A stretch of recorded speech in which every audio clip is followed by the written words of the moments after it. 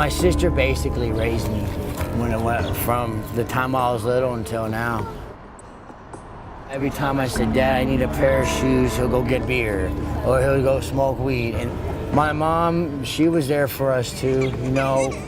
She was more of a mother than that. She was on heroin for a while. My mother did drugs while she was carrying me.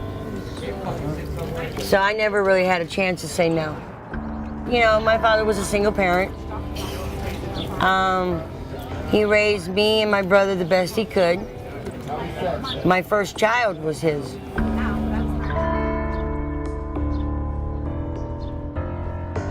Being homeless feels like you've lost all hope.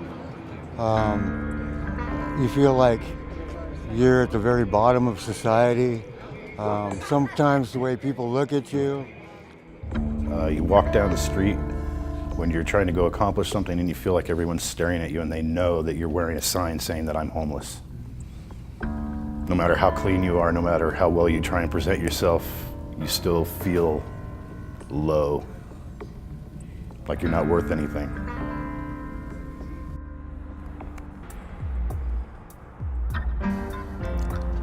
Homelessness is really not a choice. Homelessness is a condition, and it happens to your neighbors. It happens to people you know.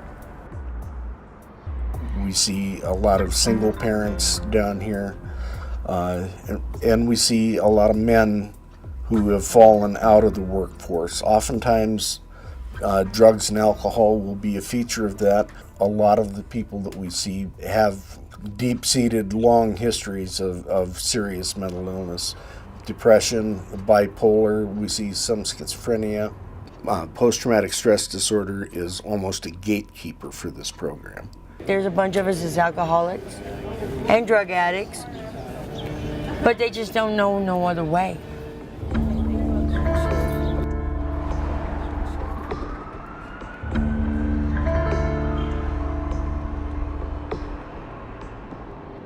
What I want you guys to do is I want you to think what poverty looks like to you guys. What it sounds. Our shelters here on Record Street are not simply human stables. We have case managers, we have programs, we help people define their problems, define their solutions, and achieve their solutions. And that's all she needed. She got her job and she was on her way. So what I want you guys to do right now is pull out your agenda.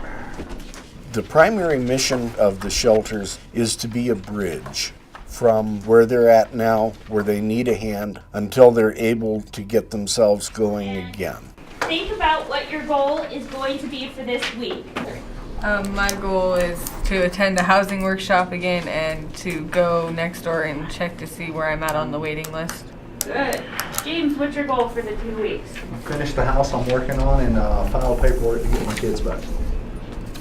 Byron, your goal for the 2 weeks? Find a job. Find a job. So you're going to apply for jobs, right? That's your goal. Not many people here. In fact, I've yet to meet one who's here because it's easier to sponge than it is to work. I've never met one. Why did I come to a group today? To feel wanted. To feel wanted? Yeah. Well, I can just practically guarantee that. And what do I want most? I want a group today is to learn something new in my life skills. You know, something that might help me the next step. It's pretty amazing working here to see how people persevere. Their stories are astonishing. You know, if you took the time to sit down with a person for 30 minutes, I mean, it changes everything. It's a constantly also a source of inspiration for me that these people have made it this far with that tough of a road, you know, and they're still out there fighting, you know, for a better life. Yeah, I've gone through a lot of you know difficult times, but the shelter and the volunteers helped me, you know, process that, you know, to forget about, you know, what has been bad and to think about what was good. Chris is an amazing guy. He got here and he's looking for work, and he had some issues going out, and successfully completing interviews, and he got some real negative feedback from people. I think they mistook his hearing disability as possibly ignorance. People said some really, really rude things to him at some interviews, and so we worked on interviewing skills, letting people know that you're hearing impaired and that you can read lips or you can write. He got a job in 2 weeks, and as soon as I heard he was out, he had an apartment, and he's just doing really, really well. I love my work. It's the best thing. I love cooking. I love dealing with the food. I love being able to be the guy that and does these things. Everything that I have now is because of Denise. I've never thought I ever gotten this far without her. I go to work every day and I do my best. She teaches me, to try hard. It works out really well. Without Denise, I probably wouldn't know where I'd be here now. It took, 15 minutes of practicing interviewing skills, and he went out and found a job, and he's doing fantastic. When we selected Volunteers of America to come get it, to help us put this together, I couldn't think of another group that was better than Volunteers of America to do it. They're very dedicated. They help people.